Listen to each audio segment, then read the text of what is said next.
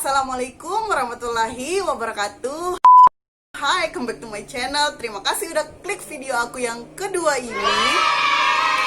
Aku akan tetap konsisten buat ngupload video minimal seminggu sekali dan tetap nyeritain sama kalian tentang kisah-kisah mistis dan cerita-cerita horor yang terjadi di Kalimantan tempat aku tinggal.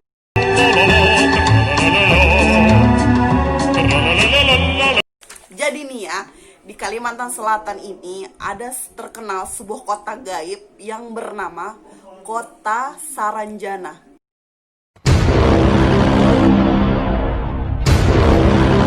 Aku akan ngebahas secara detail, secara lengkap, dan lebih banyak lagi cerita horor dan kisah mistisnya tentang kota gaib ini. Karena sebenarnya kota gaib ini udah banyak gitu diangkat ceritanya oleh para youtuber-youtuber terkenal. Pokoknya semua cerita ini tuh udah aku cari secara mendetail gitu. Aku ambil ceritanya dari sini, aku ambil ceritanya dari situ. Aku lihat dari postingan tentang kota ini, terus ada komentar beribu-ribu. Aku baca satu-satu semua, terus aku simpulin, terus aku gabungin ceritanya, dan aku akan ceritakan secara lengkap sama kalian. Biar kalian yang denger cerita aku ini tuh puas gitu dan gitu.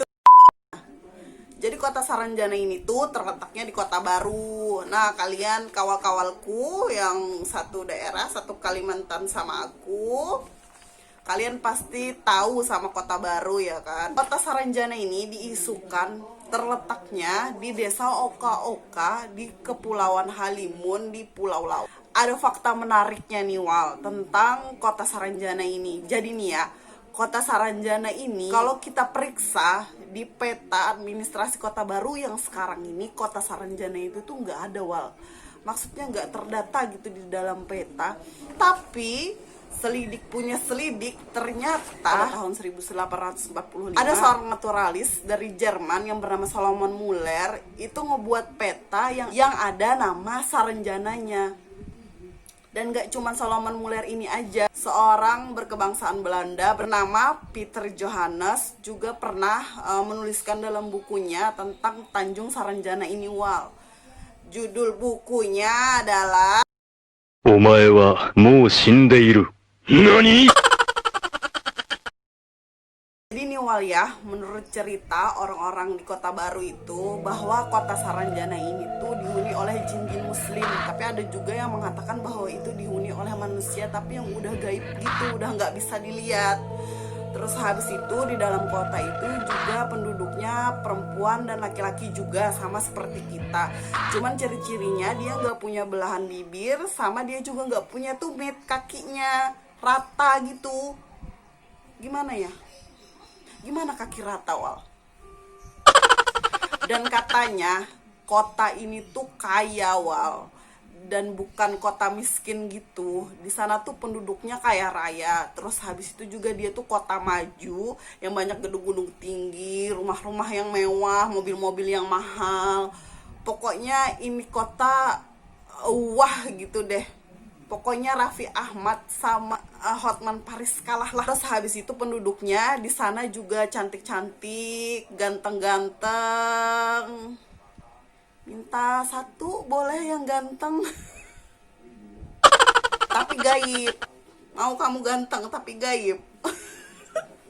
Katanya di dalam Kota Saranjana itu bahasa yang digunakan itu adalah bahasa Banjar. Kebun Kota Saranjana itu buahnya tuh besar-besar Wal. Tapi kalau misalnya kita bawa buah itu ke alam kita, buah itu bakal menyusut dan jadi kecil. Banyak warga Kota Baru yang mengalami kejadian mistis tentang Kota Saranjana ini Wal. Jadi saking seringnya mereka jadi udah gak heran lagi kalau semisalnya tanpa sengaja mereka ketemu sama penduduk dari Kota Saranjana ini. Jadi gak takut gitu Wal, udah biasa gitu. Kayak tetangga. Cerita yang paling terkenal tentang Kota Saranjana ini adalah tentang pengiriman alat-alat berat yang dikirim dari Jakarta pada tahun 1980-an yang dibayar lunas oleh seseorang dan minta dikirimin ke alamat Saranjana. Tapi pas nyampe Kota Baru, yang nganter nanya di mana alamat Saranjana, dan penduduk di situ bilang bahwa Saranjana itu tuh nggak ada. bingung lah ya kan yang tukang antar, akhirnya ditinggal lah di hutan gitu aja. Alat-alat berat itu nambang kali ya. Buat karyawan-karyawan tambang, ada yang mau ngelamar tambang di Saranjana? Gak cuman alat berat ini aja, Wal. Jadi pernah juga ada pengiriman mobil-mobil mewah yang didatangkan dari Surabaya langsung dan dikirim ke Kota Baru, dan alamatnya tuh Saranjana juga, jadi bingung juga yang ngantar. Menurut cerita warga di Kota Baru itu tuh, Kota Saranjana ini nih cuman orang-orang tertentu aja yang bisa lihat, Wal. Katanya sih yang berhati bersih, yang hatinya baik. Kamu yang suka gibahin aku nggak mungkin lihat Kota Saranjana ya kan. Terus katanya kalau kita masuk ke dalam Kota Saranjana itu tuh kita bakal diuji, Wal. Akan disuguhin nasi putih sama nasi kuning. Jadi kita disuruh milih nih. Kita memilih nasi kuning, kita nggak dibolehin pulang. Tapi kalau kita milih nasi putih, kita dibolehin pulang sama penduduk di situ. Ada juga yang menceritakan bahwa kita tuh sebenarnya bisa aja masuk ke dalam kota itu, tapi kita nggak boleh makan apapun makanan yang ada di Kota Saranjana itu.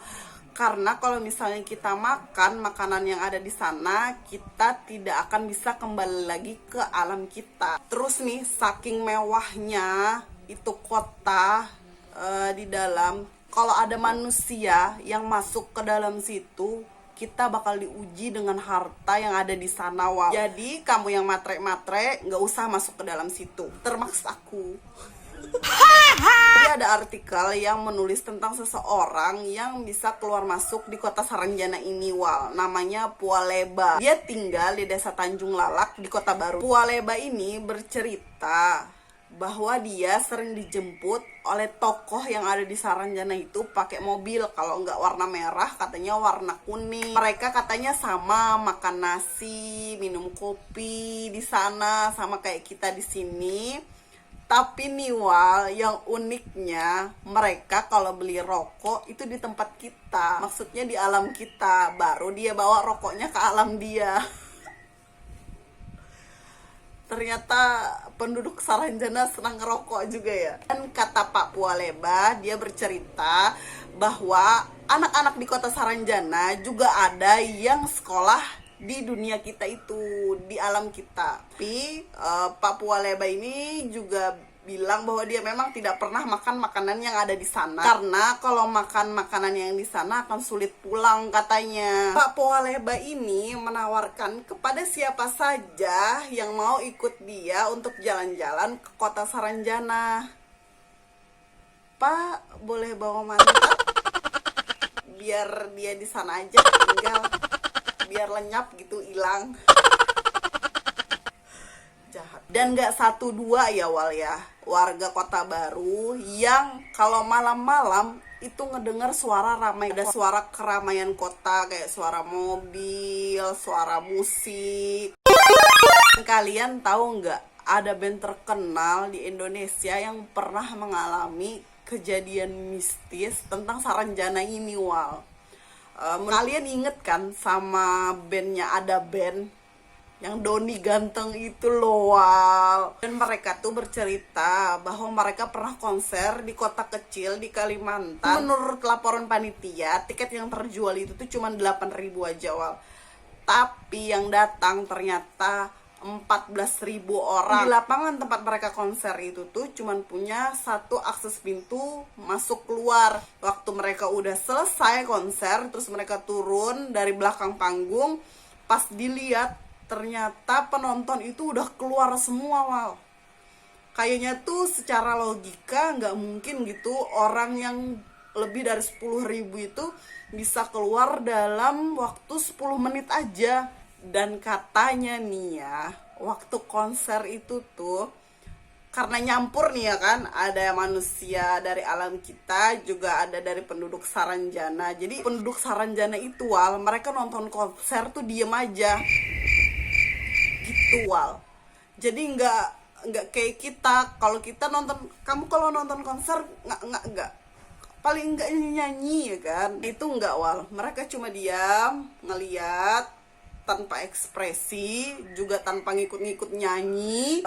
Hati-hati kamu kalau lihat konser di Kota Baru pas sebelahan sama penduduk Saranjana.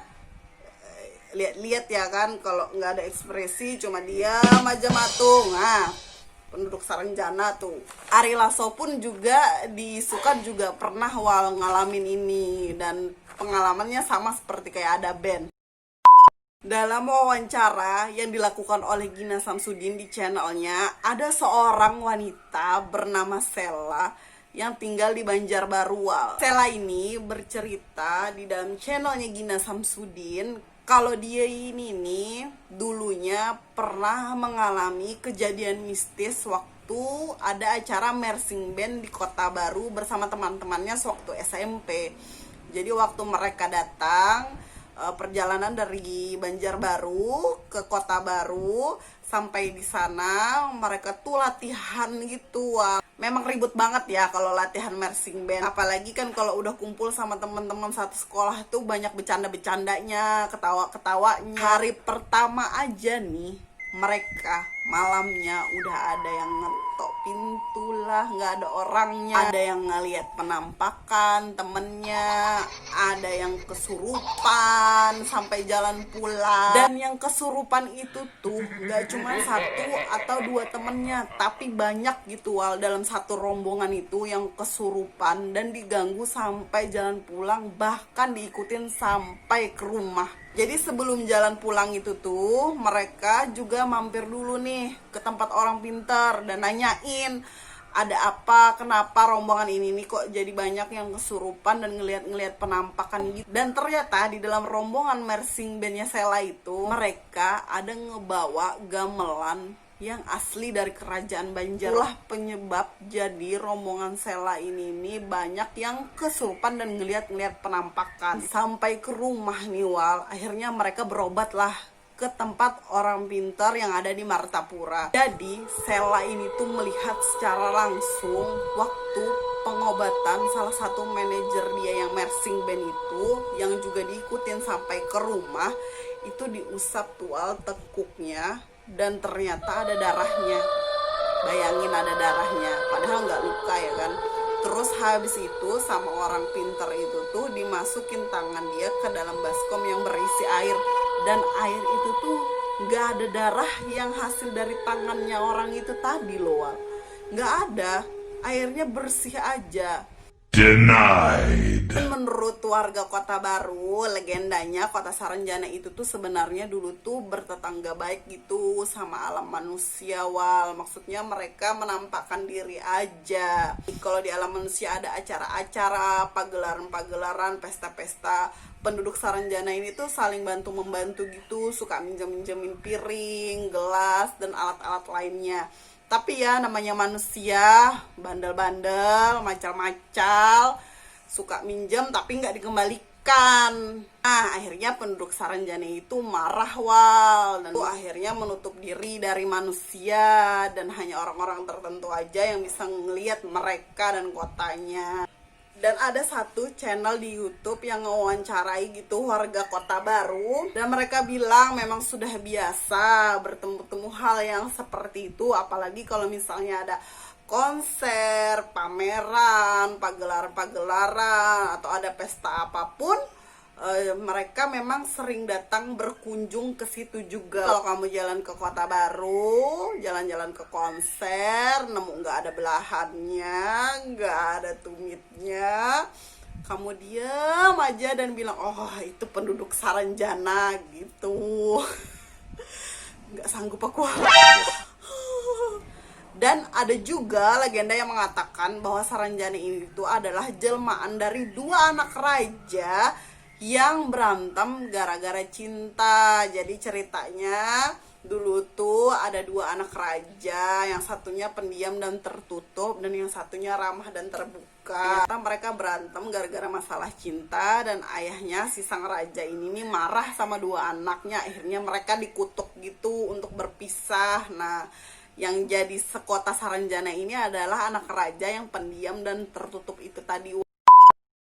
Pernah juga nih di Kota Baru itu terjadi tragedi hilangnya 6 orang di sebuah kapal speedboat yang waktu itu terjadinya pada tahun 2016. Mereka hilang di laut itu tuh selama 3 hari 3 malam. Menurut warga Kota Baru, mereka nih kayak diculik gitu sama penduduk Saranjana. Anggota yang ada di dalam speedboat itu tuh juga melihat penampakan-penampakan di atas laut itu, sampai berhalusinasi ngelihat Alfamart, ngelihat gedung. Baru itu alhamdulillah mereka diselamatkan oleh nelayan yang lewat di situ. Dan 6 orang yang di speedboat itu pun selamat. Jadi menurut cerita mereka nih, mereka tuh sering ngelihat perahu nelayan tuh bolak-balik. Tiap kali mereka melambai minta pertolongan dan teriak-teriak, itu tuh nggak ada yang denger, Wal. Di dalam channel Gina Samsudin, dia juga bercerita bahwa ada seseorang yang bernama Supri itu kerja waktu itu di dealer mobil di Kota Baru, Wal. Terus habis itu tiba-tiba dia dapat telepon ada orang yang mau beli mobil. Dan orang itu tuh mesan mobil yang mahal, Wal, dan dibayar secara lunas. Jadi orang itu langsung minta rekeningnya Supri gitu. Langsung lah ditransfer harga mobil itu secara lunas.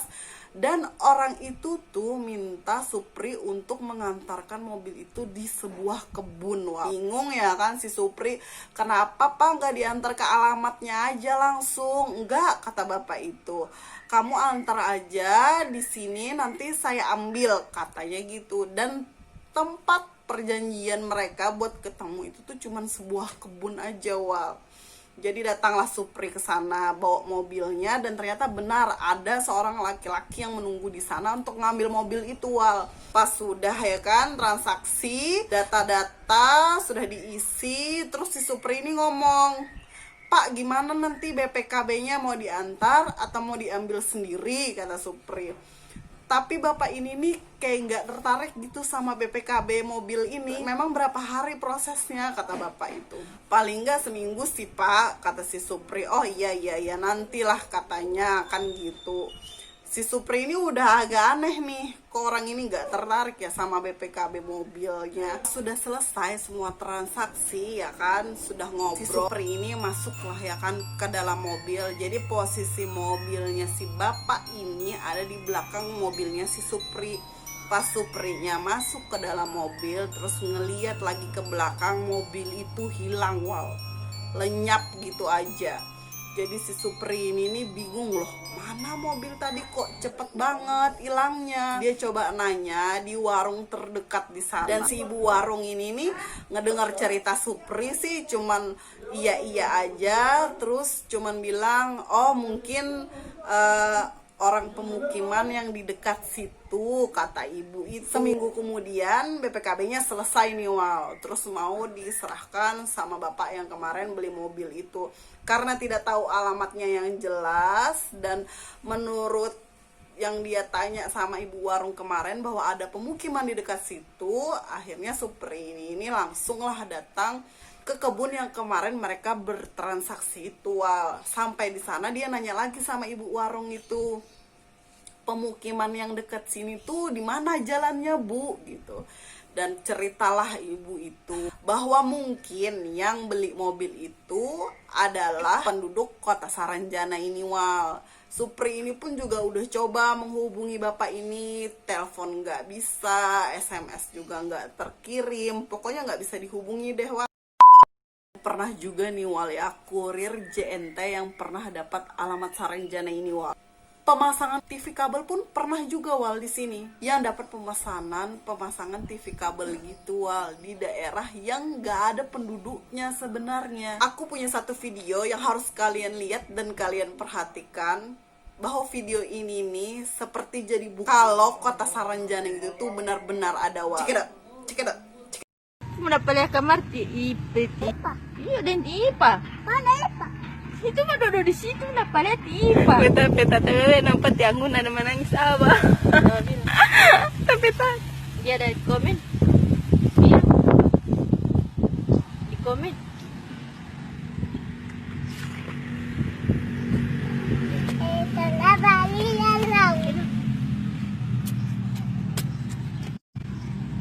Berapa menit ini? Ini apa? Kemana? Tahu? Mana? Apa beli ya? Apa? Ada lingkar-lingkar. Itu matahari abang. Coba mana? Ini matahari. Cucu. Bukan di sini ini. Maksud?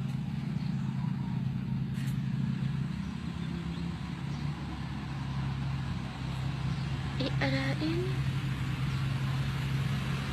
Foto sana. Cucu.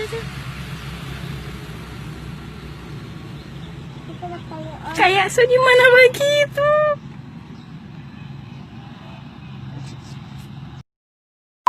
Channel di balik Kalimantan juga menceritakan bahwa ada seorang wanita bernama Jahura yang ibundanya pernah bercerita bahwa dia pernah melahirkan anak kembar.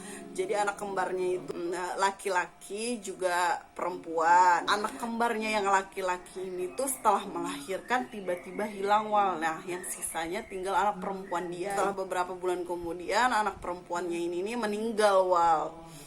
Dan beberapa tahun kemudian, berpuluh-puluh tahun kemudian, ada datang seorang anak laki-laki bernama Sultan Abidin dan mengajak ibundanya ini buat jalan-jalan ke rumahnya. Jadi waktu si ibunda Jahura ini jalan-jalan ke rumah anaknya ini tuh, dia ngelihat rumah yang besar, kota yang mewah. Dia mengajak ibundanya untuk tinggal di kota itu, di rumah dia. Tapi karena ibunda Jahura juga punya anak yang lain, ibunda Jahuranya menolak. Dan Sultan Abidin ini punya paras yang sangat tampan gitu, kayak orang-orang Arab gitu. Hidungnya mancung, kulitnya putih. Ada satu komentar yang aku baca di salah satu postingan tentang kota Saranjana, dan dia bercerita bahwa dia tuh dulu pengen banget ngelihat kota Saranjana dan nekat buat pergi ke kota baru sama sepupunya. Pergilah dia kan. Dan sampai di sana dia nggak menemukan apa-apa nih wal. Terus akhirnya dia pulang lah bersama sepupunya. Di jalan pulang itu dia ketemu sama mobil pickup yang ngenawarin tumpangan sama dia. Dia bersama sepupunya ini bersedia lah ya kan diberi tumpangan sama si supir pickup ini. Naiklah mereka ke mobil itu. Dan dia lihat jam di tangannya itu menunjukkan pukul 11 siang. Dan di atas mobil itu selama 2 jam mereka berdua ngerasakan badan yang sangat lelah dan letih gitu. Kayaknya semua badan tuh sakit-sakit semua. Ketiduran mereka di atas mobil itu, dan saat bangun tiba-tiba pamannya memeluk dia. Kaget lah kan dia, kenapa paman ini tiba-tiba memeluk aku gitu. Dan ternyata menurut pengakuan pamannya, dia ini udah hilang selama 1 minggu. Semua keluarga tuh udah pasrah dan mengira dia ini mengalami hal-hal buruk, entah kayak dibegal atau dirampok gitu. Alhamdulillah banget mereka bisa kembali dengan selamat. Dan katanya itu pengalaman dia yang paling gak bisa dia lupakan selama hidupnya. Dan juga pernah nih ya, ada orang yang ngambil foto, padahal nih dilihat waktu itu sepi, tapi pas di kamera banyak orangnya. Tahu bahwa ternyata penduduk Saranjana itu tuh rutin setiap tahun juga berangkat ke acara Haulan Gurus Kumpul wal. Jadi mereka tuh berangkat menggunakan bis-bis yang mewah gitu. Kan memang ya kan diisukan tadi bahwa kota Saranjana ini dihuni oleh jin-jin muslim. Jadi nggak menutup kemungkinan dong mereka juga datang ke acara Haulan Gurus Kumpul. 1 hari di sana sama dengan 1 bulan di sini. Yes. Karena kan menurut cerita tadi ya kan dia cuma hilang 2 jam, tapi ternyata udah 1 minggu di sini hilangnya. Dan ada satu tambahan lagi ya, kalau menurut cerita bahwa penduduk Saranjana ini juga senang melamar dan menikahi manusia-manusia yang ada di alam kita. Jadi kamu yang mendambakan pasangan kaya raya, mobil mewah, rumah mewah, terus tinggal di gedung tinggi-tinggi, minta lamar sama orang Saranjana, tapi hilang. Mau kamu hilang? Kota Baru ini nih Wal, sebenarnya adalah tempat yang indah banget, apalagi pantainya. Soalnya aku kan dulu pernah juga ya ke Kota Baru study tour waktu zaman SMA, dan pantainya itu tuh bersih gitu, masih banyak kerang-kerangnya dan memang indah banget. Kota Baru ini nih selain juga pantainya yang indah, gunung-gunungnya juga indah. Thank you udah nonton video aku dan menyimak cerita aku sampai habis. Jangan lupa subscribe, terus habis itu tekan like-nya biar aku terus semangat buat bikin cerita-cerita lagi. Kalau ada kesalahan dalam cerita, Ella minta maaf kurang lebihnya. Dan kalau kalian ada yang pernah mengalami cerita mistis di Kota Baru ini, coba tulis di kolom komentar ya, soalnya aku pengen denger dan penasaran cerita-cerita lainnya. Salam sebanua dan dukung terus karya anak Banua. Subscribe dan like-nya. See you, bye-bye. Wassalam.